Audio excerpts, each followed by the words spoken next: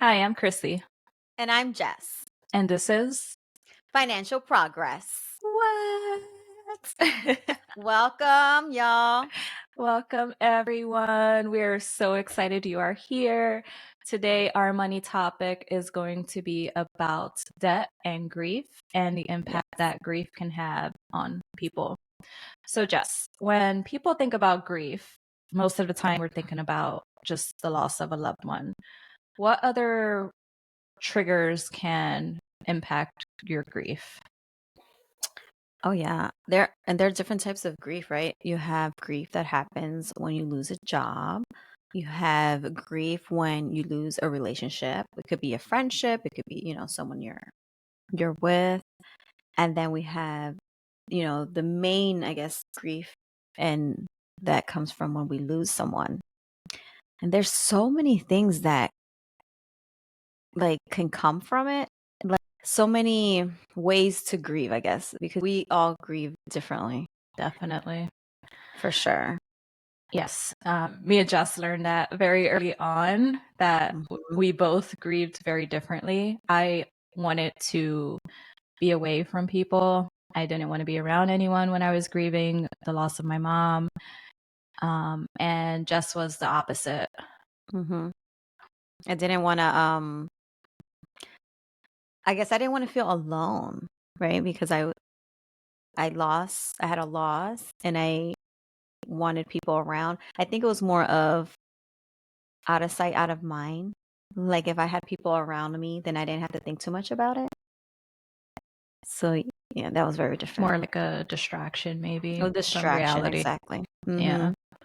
So I felt like for me when I lost my mom, and I lost my mom pretty young. I can't even remember my age at the time. What was I, 25? What year was it? 2009. I think I, 24. yeah, 24. Um, Going into 25, yeah. yeah, so I think at 25, there's not a lot of people around you who lost their parents already or lost their mom already. And it was hard for me to relate to anybody other than my siblings because they were experiencing what I was experiencing. And I know with you, with your situation, there was no one you could relate to because there was no one we knew that went through what you went through. And Mhm. I know you shared in a prior episode um, about losing your son, one of your twins, at 23 days. Right. Um, so that was really difficult to relate to someone because there was no one around for you to relate to. So, what, how, when that happened, how did you cope with everything? Oof. Man. So the first hardest part, right after losing your child, because obviously that's the hardest part. But we also had to decide what we were going to do with him. And I was 23 years old, so I never dealt with this before. And the option that the doctor gave me was like, let's donate your baby. And it's just like, wait, what? What? You want me to like give you my baby? And they're like, they didn't give me no other options. And at that time, not even um what was it called? I lost my train of thought. Cremation.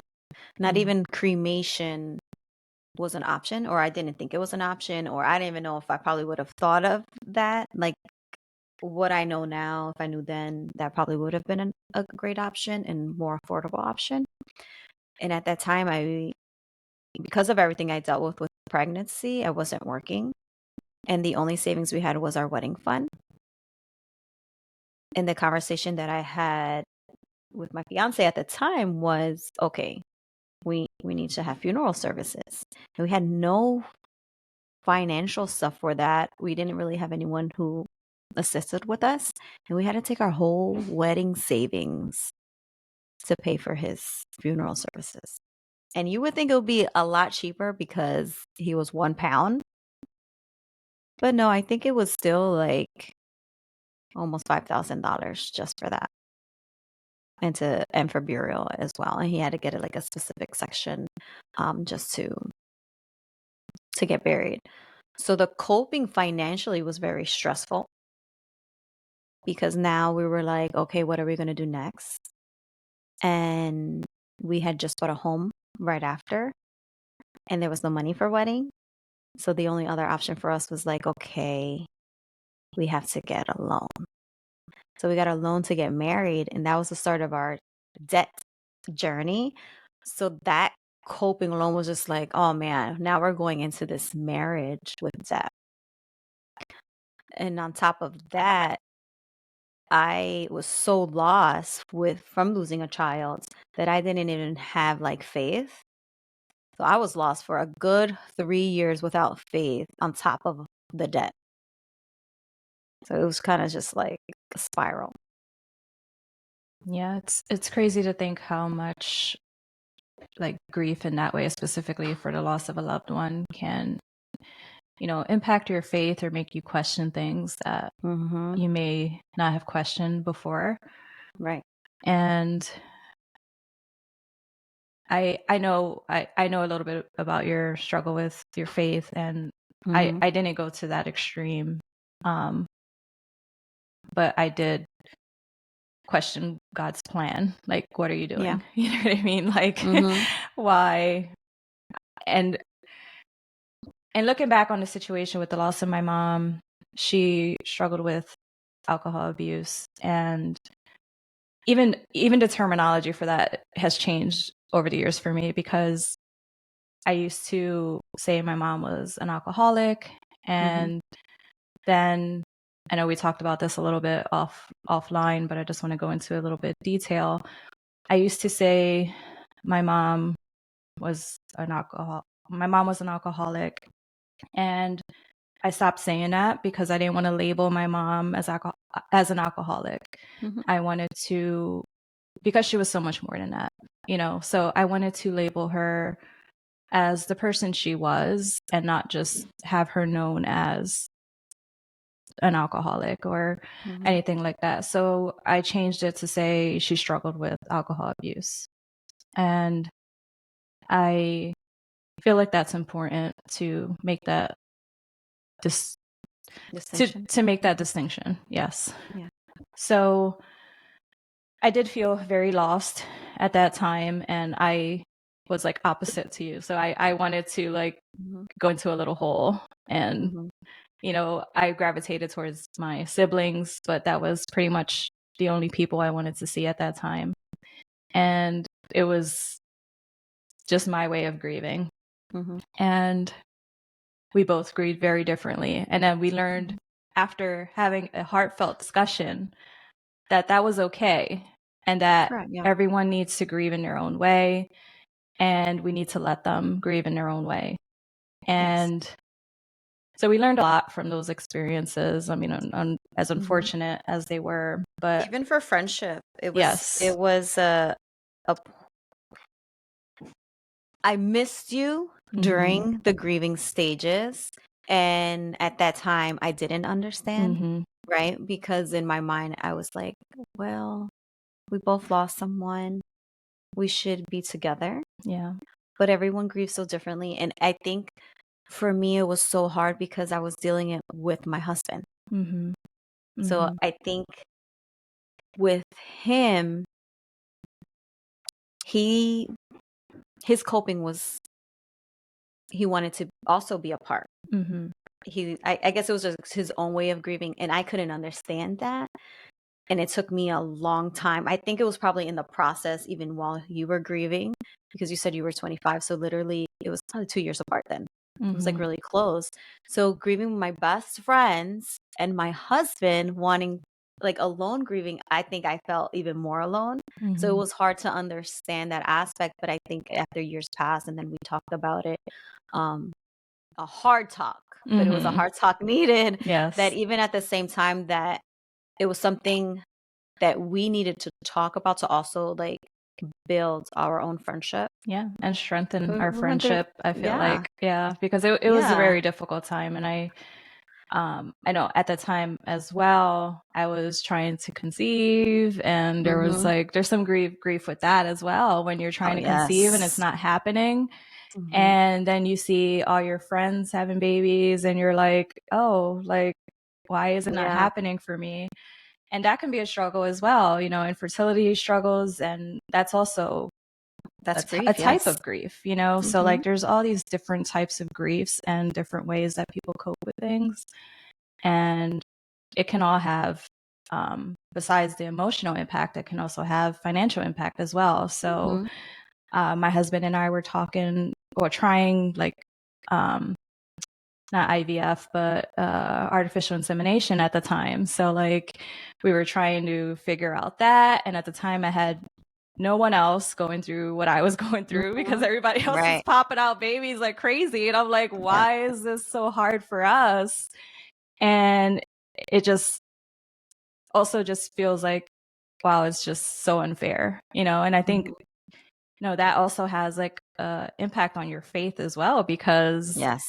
you're like, come on, God, what are you doing? And I think at one point, when people would ask me, oh, when are you going to have kids? And I would just say, well, whenever God decides to bless me with them. So, Mm-hmm. and I still feel that way to this day, even though I kind of changed my mindset on having kids. I'm at the point where I'm going to be 40 this year. I'm not sure if I would be 40 by the time you watch this podcast, but I don't necessarily, and I never had kids. So I don't think, I'm going to say think at this point, I want to have kids. And I don't Mm-hmm. want to go into too much detail about that, but I feel like at this point, I like, I love my life, just get up and go aspect of it and having that freedom. But there's also a sense when I change that mindset or when I change my mind on having kids, there's also that there's also grief tied with that as well, because it's kind of like a life change or a life decision that changed the way you think. So Mm-hmm. it's also like grieving the life that I thought I was going to have that I never got to. Yes. And I think I'm going to say think because I'm still working this stuff out, Yes. but it's kind of a newer decision. Like I would say like a year and a half decision that we made to decide if we have kids, it just happens naturally. If we don't have kids, we're fine with that too. And coming to that realization was kind of difficult for us. But we had to just come to terms with like, okay, this is, we're happy with our life the way it is now. And if this is what our life looks like in the future, are we still going to be happy with that? Mm-hmm. And we said yes. And that's where we're at currently. So yeah, it's a lot. So there's all these Yeah. different types of grief. And yeah, so I know You're coming up, grieving. That's grieving a loss because you're yes. grieving the fact that you didn't have children, Mhm. right? And Mhm. that wasn't your choice. So Mhm. it's that, yeah, that's grief. Yes. Mm-hmm. And I think it took me a while to even identify that as grief, Mm-hmm.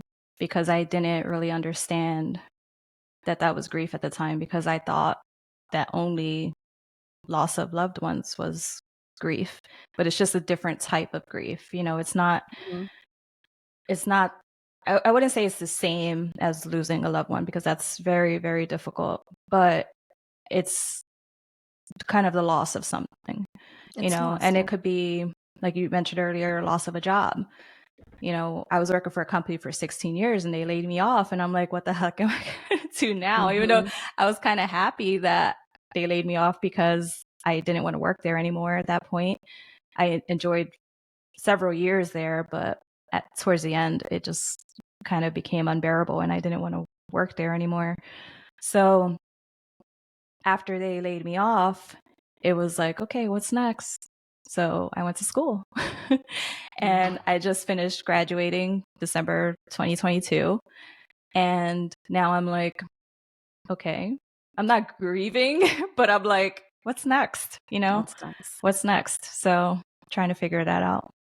Talking about the grief of job loss, were you prepared financially for that? I was not, but luckily I had a severance, which was Okay. nice. So I did have the severance, and then everything just worked out. Like, Mhm. that was all God. I just have to say that was Mhm. all God that everything worked out, because I was freaking out a little bit, but I applied for unemployment, and they gave us like 3 months notice before they were going to lay us off. Okay. And they had the state come in and tell us all of the benefits that were available to us. And since the company was known for laying off people a lot, 3 people before us kind of paved the way to set up this program through the state where they would pay for our school if you were to get laid off. So I took full advantage of that program, and I was able to get my associate's degree fully paid while collecting unemployment. And that program was remarkable. I think it was the TRA program or something like that. Mhm. But it was remarkable in the sense that you could collect unemployment, you could go to school, get it paid for. They'll pay up to 1 degree program, and they will cover the costs associated with it. So I didn't have my associates, so I went to go get my associates, but they also were selective in what programs you choose. So I was working in accounting, so I wanted an accounting degree, but they wouldn't pay for an accounting degree. So I got my degree in business management. So that was for my associate's degree. And then after that, I decided to go to school to get my bachelor's degree, so I don't have to worry about it anymore, because every single job that I went to was like bachelor's degree required, bachelor's degree Mhm. required. And I got so sick of seeing that. And I was like, let me just get my bachelor's degree so I never have to worry about it again in my life. So it was with my bachelor's degree that I got into debt. And I tried my hardest. Like, I tried to pay, as I went, and I just couldn't keep up with the cost of it. The cost of school is ridiculous. It is. And So even this at is, that, you mean you got back into debt because back you were into debt, already, yes, yeah. because I did Mhm. get out of debt prior to that. And then, so I also applied for scholarships. So even Mhm. the scholarships helped with some of that. And I still ended up coming out with $27,000 in student loan debt. And Sheesh. that's just for my bachelor's degree. So Yeah. not including my associate's degree. So that's pretty sad, knowing Yeah. how much it cost. Even And though, and yeah, that even though you was had your associates covered. yeah, that's not even the total, because I because my, I had some scholarships and I paid some cash. So that's not even the total, but that's the total debt I came out with. So Yes. it's pretty sad when you think about it. Now that TRA, that's what it's called, TRA I program, think it was called TRA. was that only for your job or was it like PA? Do you know? I don't know if it's specific to PA, but I know that people who are impacted by layoffs, if Mm-hmm. they're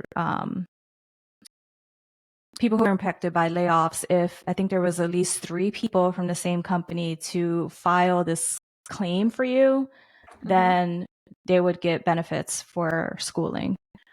There's all this pre-work that needs to get done for that. Mm-hmm. But the 3 people who were laid off prior to us, they already initiated it and got it approved. So our company was on the list of, okay, if you lay off, then you get this program benefit, So it worked out for me, luckily. That is awesome. Yeah, I'm gonna have to look definitely. into that. Yeah. I I want to say it's TRA. I like hope that's the right name. Program. I'm just going to look it up real quick. Okay, so I think it's the TAA program. It's the TA. Trade Adjustment Assistance Act. And it's a program that offers a variety of benefits and reemployment services to help unemployed workers prepare for and obtain suitable employment. So that program, and that's under like the Department of Labor website, that program was amazing. And there's petition forms there it is that may be obtained from the local state employment security agency or from any agency designated by the governor to provide reemployment services under the TAA program. So my recollection of it was that 3 people who were laid off went and got benefits from this program, or did all the paperwork, all the red tape, the petition and everything to get our to get our company on it. So after that, anyone else who got laid off was able to get on the program. So yeah, so that I've really benefited from that, thanks I to like those 3 people. TAA program. Yes. That's good for anybody who needs to look it up in case they get laid off. Yeah, definitely. To know about. Yeah, maybe we could do more research and have an episode on that at some other time. But that's a really great topic that we could talk about. That is good. So, back on this grief and debt topic. I think we digressed a little bit. It's okay. That's okay. I mean, it's still all like related, right? Yeah, we talked about grief of job loss and how you got into debt afterwards. So that's a different type and relatable. Yes. I did not want to get back into debt for schooling, but I was at the same time like, all right, I need to get this degree so I don't have to worry about it again. And so when I want to apply for these jobs that are like, you know, $100,000 a year, that nothing like a degree is going to be holding me back. When they say bachelor's degree required, like, what suckers? I got that, John, now. Now what? Your Philly came out there. Your Philly. Right. Oh, man. Student loan debt. Oh, man, that's another topic. John. You know what? Talking about student loan, I don't even know if this is related to my grief at all, but I did go back to school after. So I had the twins, the loss, married, pregnant again. And then I think I ended up waiting a year. I had to drop out of school my last semester of college. So I went back for a semester. And then after a couple of years, I went back to school. But I think I did it more because I was a stay-at-home mom. I was like, what am I going to do? What, like, you know how you was like, well, school's done. What next? So I'm like, I'm going to stay at home mom. What next? And then I got into more debt by getting my master's. Oh my goodness. Wow. It's just like rolling and rolling. Yeah. I want to talk about another type of grief and debt, more along the lines of spending. So have you ever dealt with some type of grief and spending combined? Spending habits, impulse purchases, overspending? Yes. So when I was like really young growing up, we had this family who we were really close with. I was best friends with the younger sibling, and then my sister was best friends with the older sibling, and we would just go over there a lot and hang out on the porch, have fun. My sister was always over there. Like, she would not come home sometimes. I don't recall sleeping over, but my sister slept out a lot at her friends' houses. So I don't recall sleeping over there. But eventually, like, I lost the one sibling was my best friend growing up, but eventually, like, I lost contact with her. But my sister and the other friend, and I'll just say her name, Jeannie, they became best friends, and they were always best friends, even growing up and into adulthood. And she was involved in a murder-suicide. So her husband took her life and then killed himself. And they left behind 2 children. And my sister is taking care of them now. So that kind of impacted me in a different way, to think, life is really short. And I know you say it a lot, like, live life. So I think Yeah. of that as well. And I think of how restrained I was, or I think you used this word before, deprived on the Dave Ramsey program of getting out of debt. Like we said no to a lot of things, like even some trips to Philadelphia, from where I'm at now, it was kind of like we would say no because it would cost money to get there. It was like Right. gas tolls and things like that. And I mean, you could probably cut out the tolls, but then you got to sacrifice your time because it takes a little longer to get there. Yeah. So it's, but it costs money, right? Because you're eating out, you're, spending on gas and everything like that. So it would cost money to get there. So I remember saying no to a lot of trips that people would invite me to go to Philly, and I would say, no, we're saving, or we're doing this, we're paying off debt for whatever reason. But it all, came out in that. So after Jeannie passed, I had a dream. I had a dream. So after Jeannie passed, I had a dream. And I had a dream that my husband passed. And in the dream, I remembered like that he wanted this Jeep. And we were trying to save up for it. And I didn't want to go back into debt because we were already out of debt.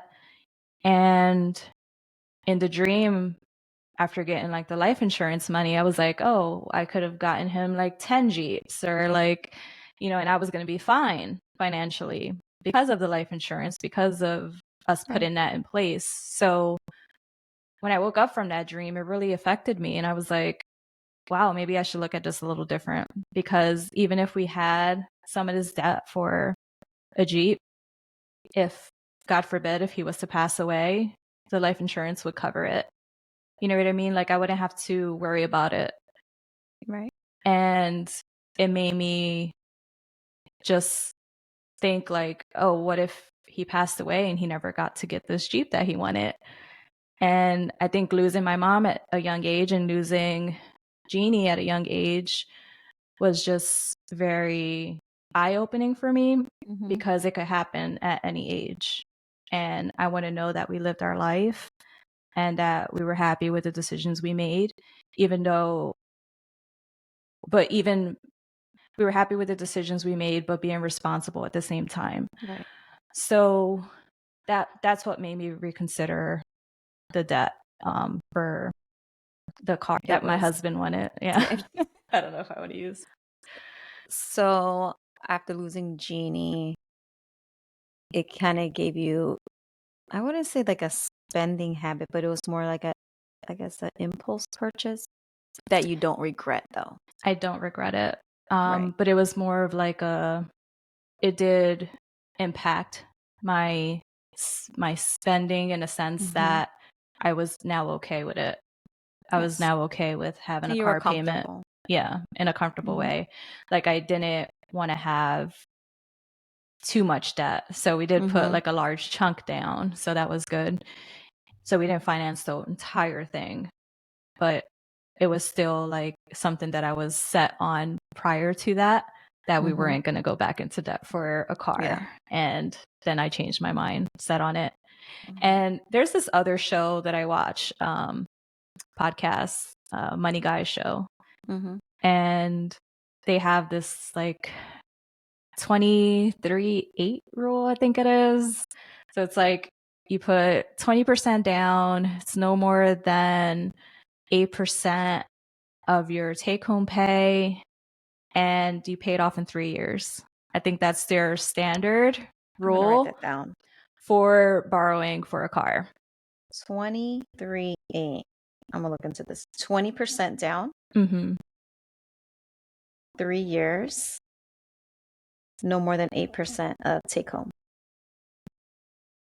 I'm not actually sure if it's take home or gross, but I think it was take home, but I'm not 100% sure on that. I'm gonna look into that. Yeah.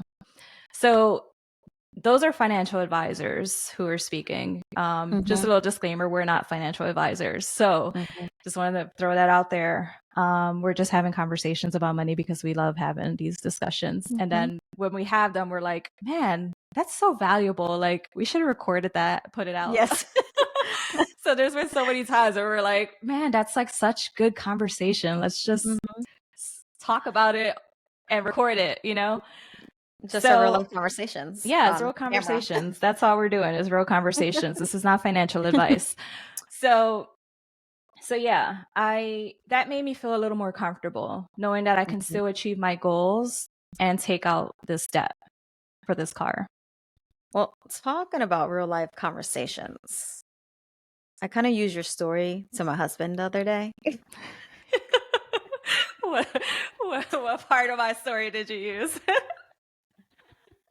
I could tell this I is going to be good. I was like, babe, you know, I'm gonna be 40 soon and I want to be snatched. And he was You like, are snatched, girl. thanks. Um, and nowadays it's very expensive to be snatched up and get that body. And I was like, but remember Chrissy's dream? And I was like, remember she had a dream that Ryan died and she ended up wanting to get him the car that he wanted. And she woke up and she was like, we're gonna get this car. So I was like, what if I died before I get snatched? I was like, you could go get snatched like 5 times with life insurance. You could pay it right off with the life insurance money. He gave me that side eye though, like if I was like, why Chrissy gotta be dreaming like that though? Oh my goodness. That's Uh it was hilarious. it was funny. Yeah. I think he laughed a little bit. He's probably Oh like, yeah, man. this podcast was such a bad idea. Oh man. But it No. does give you like this realization. I don't, want personal debt, but I think that if it's something that's truly gonna make me happy and I'm still gonna be responsible, and then maybe the 23/8 year rule, or what I forget, I think I said it wrong. The 23/8 rule. Maybe I'll tell him that one. I'm like, Chrissy be giving me the best tips. That applies for a car, not for surgery. Oh, darn it. Don't remove that part. Don't tell him. He listens to the podcast. Hi. Oh Oh, man. that's All right. hilarious. Well, that was a good laugh after grief, but we're not done talking about grief. Yes. Yes. Oh man. Um, So so I yeah, I did. just want to talk about real quick the importance of having life insurance, right? Yeah. Because that's something we didn't really have before we started Dave Ramsey. I mean, I had like small policies with my employer, and then this one that I kind of got talked into as a kid, but it was like a whole life, not a kid, a young adult after I purchased my first home. But it was a whole life policy, and that's all I had, but it wasn't nearly enough of what I Mm-hmm. needed. So the importance of life insurance is so important, and I really think term life insurance is the most Mm-hmm. beneficial, honestly, as long as you're able to make good decisions um to eventually become self-insured. Mm-hmm. Because if you're not making those good decisions, then you might need whole life policies for the rest of your life. But if you're putting a good amount away to retirement and Mm-hmm. savings and everything, and you have a plan in place, then term life policies are good for most people. But it would be helpful to talk with your financial planner, financial advisor about those type of options and see what's most beneficial for you in your certain situation and circumstance. Yeah, I agree. I also have term. I actually had it before starting our journey, and I think it was more of like probably what I've been through. Like if I would have had a life insurance or emergency fund, when my son passed, and that would have been covered. And then also because I was a stay-at-home mom and I was always scared, like if something happened to my husband, I am not covered, like, at Mhm. all. So we made sure that I think we did it probably, like, 5 years after the kids were born. Mm. So we did have that before. That's probably the only good thing that I did before starting our financial journey. Good. Yeah. Yeah. So that was And good. I'm sorry, when I say we, I meant me and my husband, so Mhm. we didn't have it. Yeah. I know I refer to us as we We sometimes too, but um, so I as well, I had okay. So I'm going to talk about something recent, like the last year and a half. I I don't even know what you call it. It was like loss after loss after loss after loss. My grandmom, actually my husband's grandmom passed away, and then a year later my grandmom passed away, my father's mom. Then 6 months later my mother's mom passed away.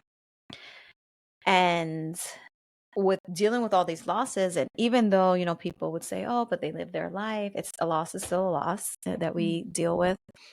And it was so hard that I found myself kind of losing myself again and reminding, and it was a reminder that life is not promised tomorrow. So I got extra, like my spending habits became extra. And I was just like, well, if I'm not promised tomorrow, I'm going to go on vacation. So I mhm, started charging the vacations, but I was covered for the first couple because uh, our savings was pretty good. But then it got to the point where I didn't ran out of the vacation savings, and now I kept charging and I kept charging and I kept charging. Oh my gosh. mhm. It went up to almost 20,000 in I don't even think maybe a year. I don't even think it was that long. I think it was shorter, but I was shocked. And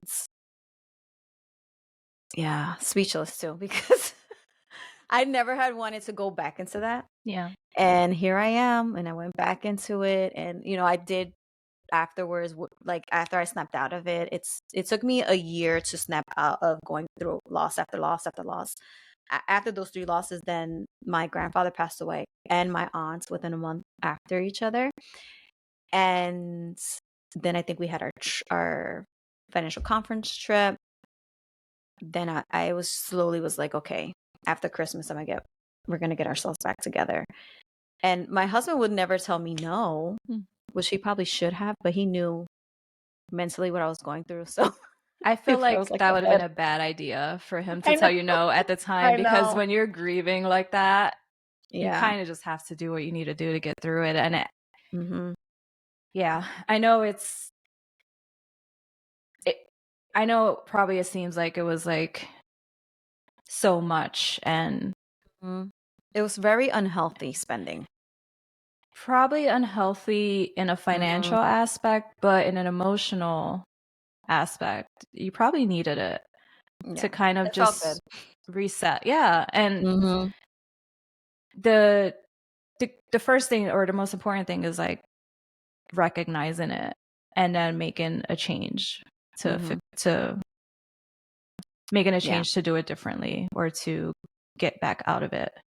Yeah. And So, it did take some time to realize because I was like, oh, this is fine. I can just keep paying. But I realized that every time I was paying, it wasn't getting lower. So I yeah. was like, okay, it is a problem. And it was providing a temporary relief, but then Mhm. it was causing like this financial consequence. Mhm. So that was the bad part of it. I I will say I don't regret it, Yeah. you know, because if something would have happened to me, at least I could say I lived my life. Mhm. And I paid it off. We paid it off within 4 months, I think it was. So we Wow, did, that's yeah. great. Uh-huh. Gotta hustle. I was like Yeah. determined. I was like, we're Oh. paying it off. So we kind of our emergency fund, I did take some from our emergency fund, and it gave us I think we went back down to like a 2.5 month or 3 month emergency fund. We were probably almost at 5. So I did take Mhm. a chunk from there, Mhm. our incomes, and just made sure that, That you and tackled income, it. I think income tax too. So I think income Good, tax helped a good. lot. And yes, and definitely tackled it. But yeah, that was a different type of grief and debt that I Mhm. experienced. Yeah. Mhm. Yeah, and having like grieving could definitely just affect your spending habits Mhm. and can just cause you to have that like YOLO Yes. mentality, you know what I mean? Like you only live once and you can't take it with you. You hear that so often. Like Mhm. people say, "Oh, what's the point? Like you can't take it with you." Yes. What would you say to the people who have that mindset but don't have the mindset at all of like seeing it as a problem? Like seeing Mm. it as a never-ending cycle Yes. of racking up that debt but not recognizing it and having that YOLO mentality for Mm. ever. So I do highly recommend to people live their life. That's, Mhm. the reason why I had started Live Life with Jay. And but I also make sure that they do it responsibly. Mhm. So continue, like if you ever feel that you do get into that space, grief is overwhelming Mhm. and it can take over. And if you don't feel, I don't know if they like don't feel like it has hit them yet, but if you do get to a point that it has hit you, that's the point where you do have to rebudget and make sure that you are planning in that budget line to live life. Like you can Mhm. even call it the live life like line and just put money in there just to make sure you don't get back in there. But I think it's hard to say when people don't realize it because then they're going to feel that there's nothing wrong, right? Mhm. So it's going to take that mindset shift for them to click.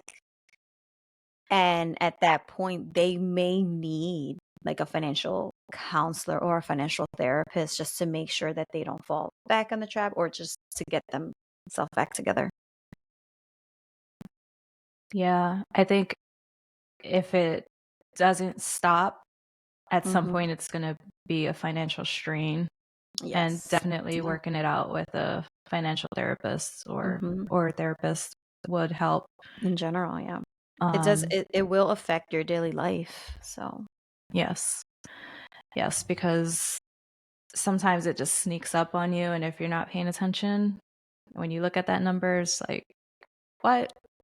Like you said, $20,000 later, you're like, oh, okay, I wasn't thinking straight. Like, so when people lose a loved one, they usually say like wait 6 months before making any like important financial decisions or important even decisions in general, major life decisions, I would say, for the first 6 months after you lose a loved one. And it could be ooh. more or less for some people.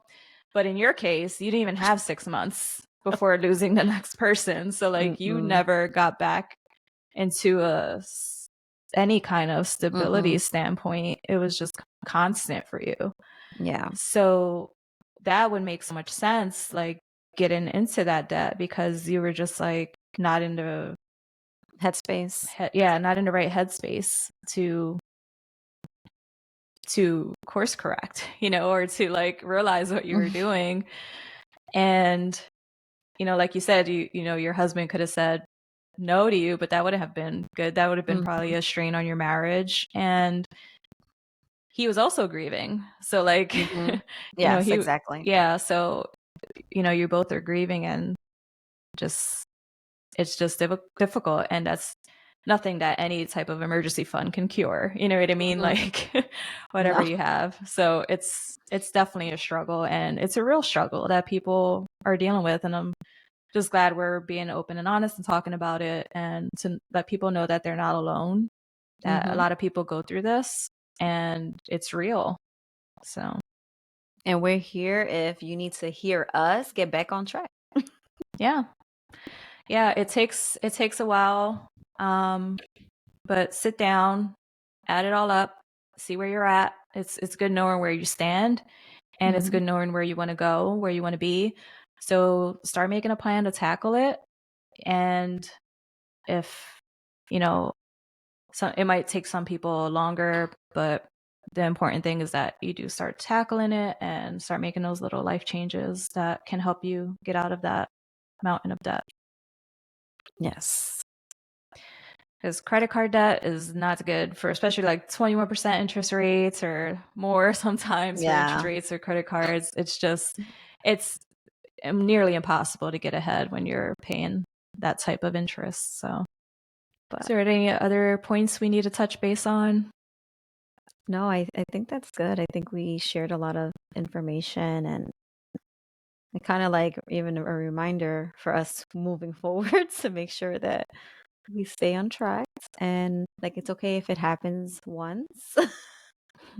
Like, that extra spending as long as, you put it in the budget for the following months and make sure you pay it. But yeah. Man, grief. Grief Yeah. sucks. Grief does suck. It sucks.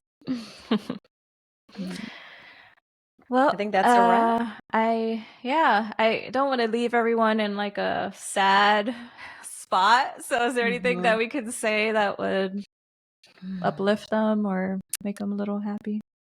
Oh, well, I'm thinking that I still need to get snatched.